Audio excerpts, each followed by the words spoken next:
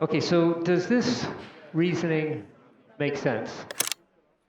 I know I shouldn't eat hamburgers because the beef industry is destroying the environment, but whatever, I drive an electric car, so I guess it's okay. Yeah.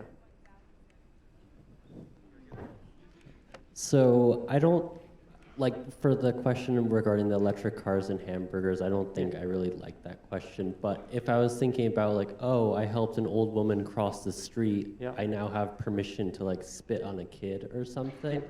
Um, Knowing Right from Wrong is a course that is aimed at exploring it's the science and the philosophy of morality. But deeper than that, it's aimed at inspiring students to discover their own moral trajectory and to think carefully about where they want to be and go in life.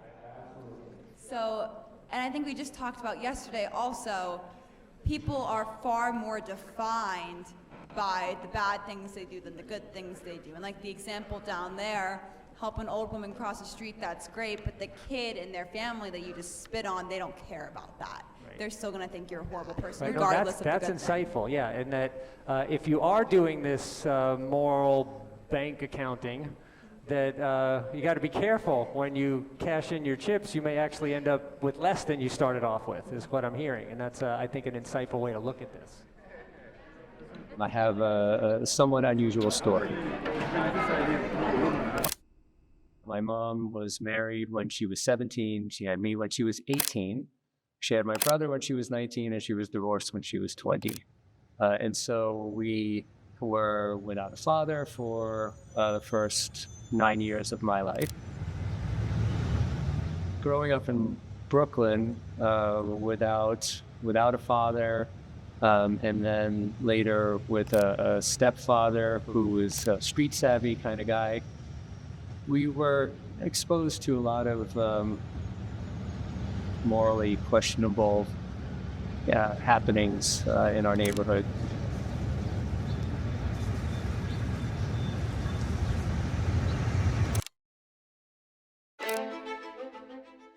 I was a sensitive kid, an observant kid, and was always a little puzzled and also intrigued by what seemed like people's willingness to break rules or hurt other people, and it seeming in some context to be expected or okay.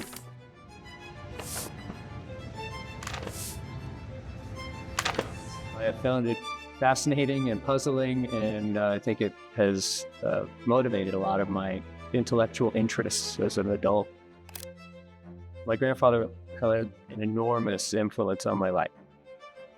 I went to a high school where there was a lot of fighting and rioting and racial tensions and all this kind of thing. More and more, my grandfather became sort of this psychological oasis. He was just a calm, quiet guy who was generous and caring. He was a foil for all of the chaos and uncertainty and insecurity that seemed to surround my childhood otherwise.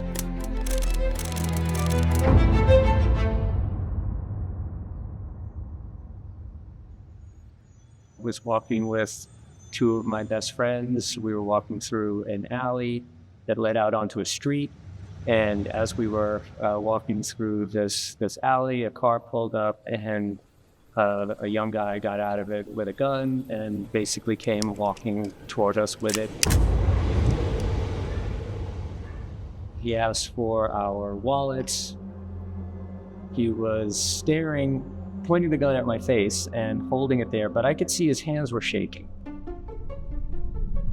And we're making direct eye contact, and there was just something so human about this moment. I'm terrified. At the same time, it seemed just too human a moment.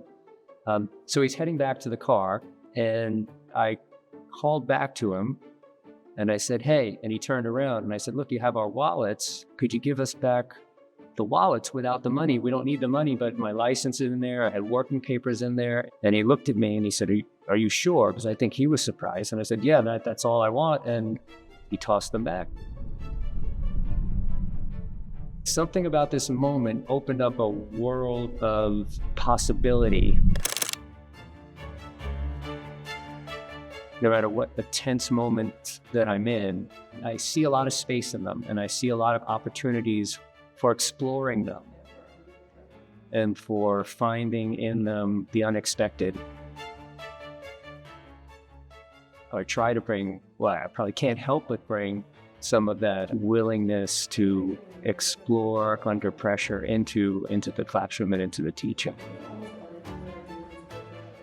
If I could do it with a gun pointed at my face, I could do it in almost any other situation.